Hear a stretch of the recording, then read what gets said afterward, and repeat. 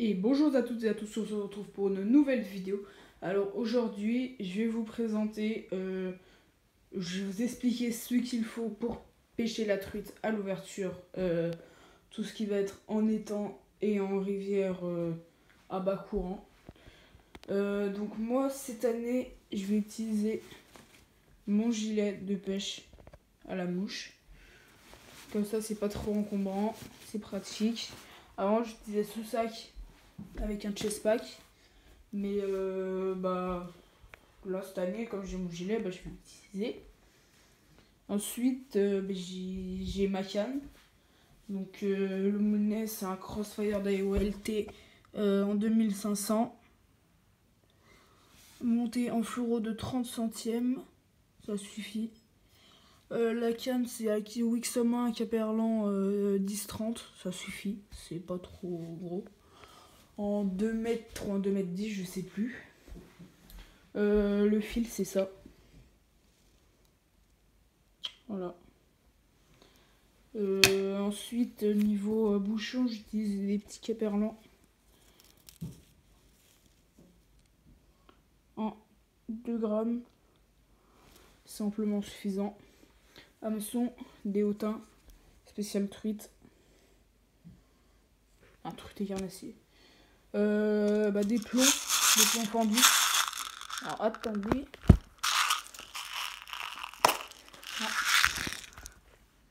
Des plombs comme ça pour plomber mon bouchon. Voilà, des lunettes polarisantes. Je sais toujours pas ce que c'est la marque. Si vous savez, vous pouvez me le dire en commentaire. 1 mètre, parce que je pense que cette année je vais pas le manger parce que c'est d'élevage et c'est pas très très bon. Un dégorgeur, enfin une pince dégorgeoir. Parce que les truites en gamme souvent très loin. Parce qu'on a des fois on voit pas notre bouchon puis elles partent direct en... une pince coupante pour faire les montages.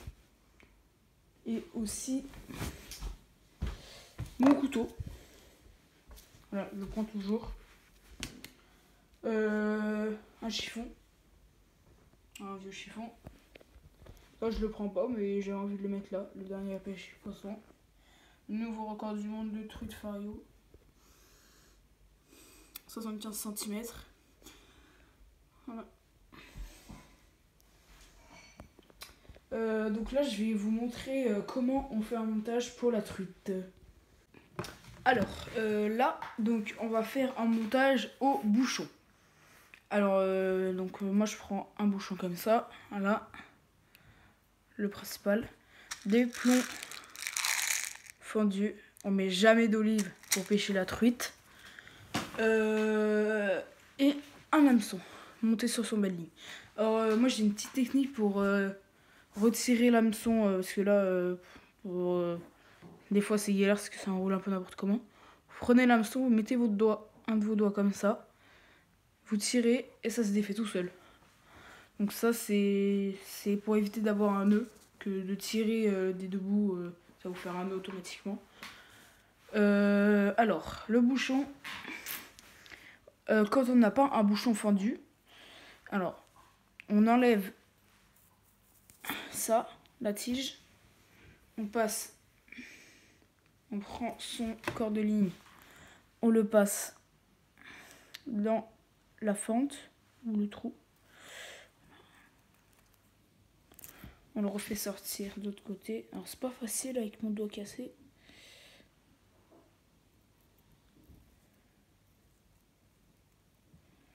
Voilà. On le refait sortir. On prend un peu de longueur pour... ça se règle après. Pour mettre notre bas de ligne. On le renfonce. Alors. Ensuite... Alors, le nœud pour raccorder le corps de ligne au bas de ligne. Alors, c'est celui que j'ai montré dans la vidéo 3 nœuds de pêche. Donc, si vous ne l'avez pas vu, allez la voir. Parce que là, je ne vais pas pouvoir vous montrer. Et ça, c'est impossible. Voilà. Donc, allez voir la vidéo pour faire le nœud. C'est le nœud cuillère. je précise.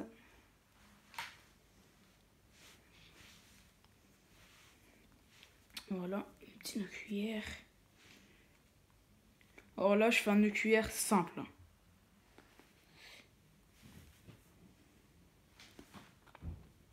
Faut bien humecter pour bien glisser, pour éviter de casser. Alors, quand on tire avec les dents, déjà, vaut mieux faire avec une pince pour passer les dents. J'avoue, c'est galère, mais vaut mieux. On ne tire jamais avec les dents sur le bas de ligne ou sur le corps de ligne. Ça va l'abîmer. L'extrémité, on s'en fiche. De l'abîmer, on s'en fiche littéralement. Voilà. C'est pas grave, ça ne servira jamais à rien. Et ensuite, quand on coupe, on laisse environ 1 mm. Voilà. Toujours laisser un petit peu. Alors, la plombée. Alors, la plombée, le mieux, c'est de la faire au bord de l'eau. Mais bon, là, je pourrais la faire dans mon bassin, mais j'ai un flemme d'aller dehors. Et je vais vous expliquer comment il faut faire. Alors, sur le bouchon, on a un repère, c'est la petite ligne blanche. Ce repère, ça va être pour qu'il soit pour qu'il soit correctement, faut que l'eau arrive là. Quand c'est les plombs, pour le tenir droit. S'il est penché comme ça sur l'eau, il n'y a pas assez de plomb. Quand le poisson va tirer, il va sentir la résistance du bouchon et va savoir que y a une ligne. Donc ce qu'il faut, le mieux, c'est que l'eau elle arrive à peu près à ce niveau-là, au niveau de mon ongle. On voit pas très bien le bouchon. Si vous voyez pas très bien, on remonte un peu la tige pour mieux le voir. Quand on pêche la truite d'élevage, c'est là. Il faut le faire couler jusque là à peu près. Jusqu'à mon ongle, voilà.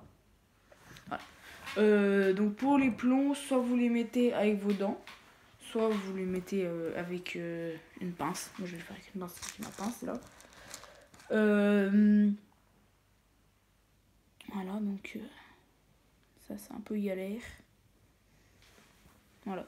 Donc, moi, ce que je vous conseille pour équilibrer parfaitement votre bouchon et votre ligne dans l'eau, c'est de faire un regroupement de plomb à peu près à un quart à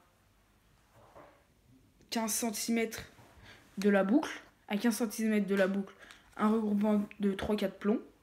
Ensuite, 2 plombs. Vous mettez quelques plombs espacés. Et sur les 15 derniers centimètres, 2 plombs, mais de plus petite taille pour être discret. Donc là, sur les 15 derniers centimètres, on va en mettre 2. Donc là, lui, il est un peu plus petit.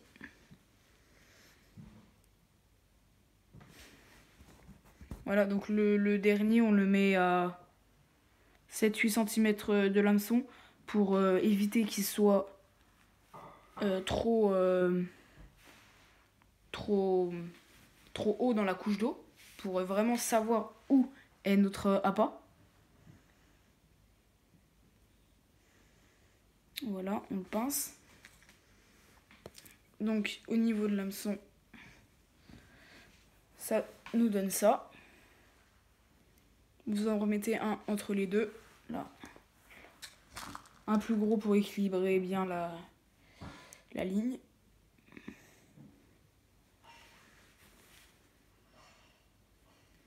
Pour équilibrer bien. Vachement français. Donc là, on a ça en plomb. Voilà, donc là, quand il y a un petit, un gros, un petit, ça va faire un équilibre assez correct.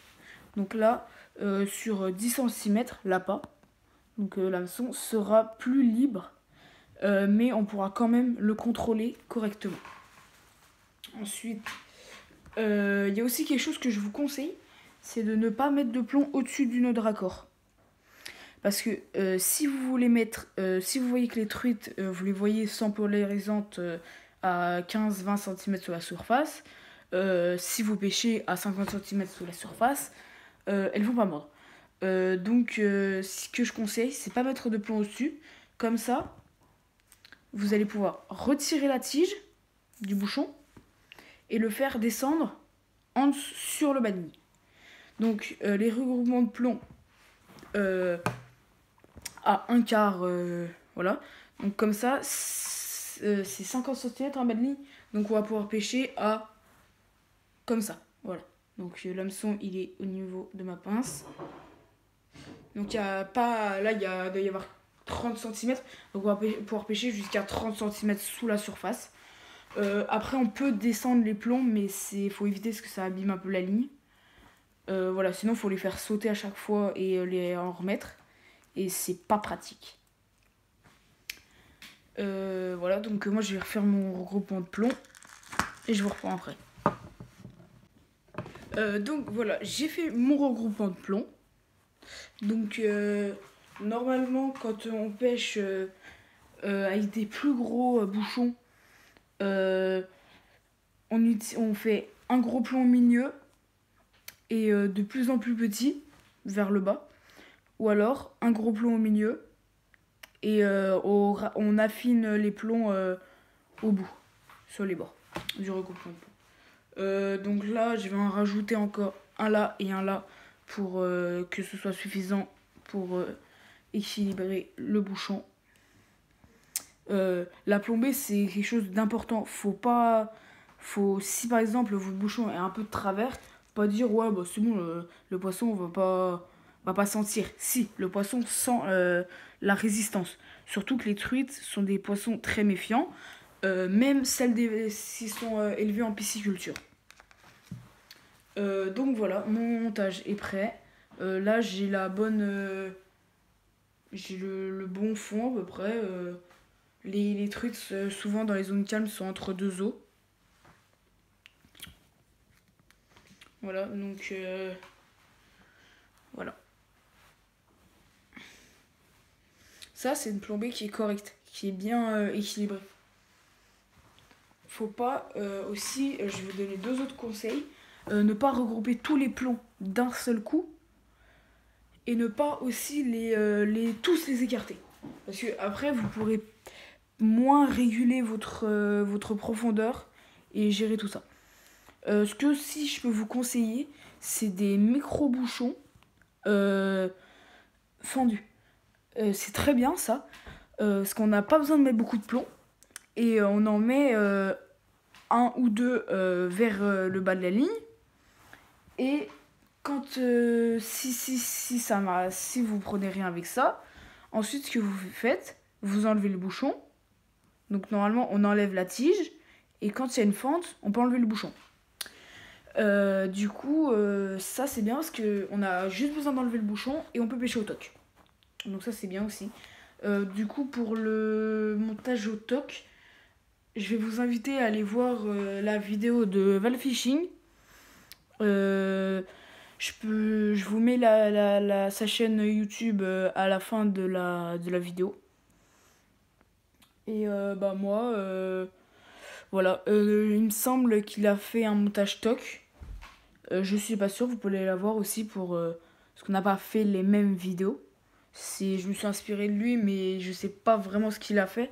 Mais je sais qu'on n'a pas fait les mêmes choses. Et donc moi je vous invite à aller voir ma vidéo. Je vous invite aussi à vous abonner à sa chaîne, liker nos deux vidéos. Et moi je vous dis à la prochaine. Salut!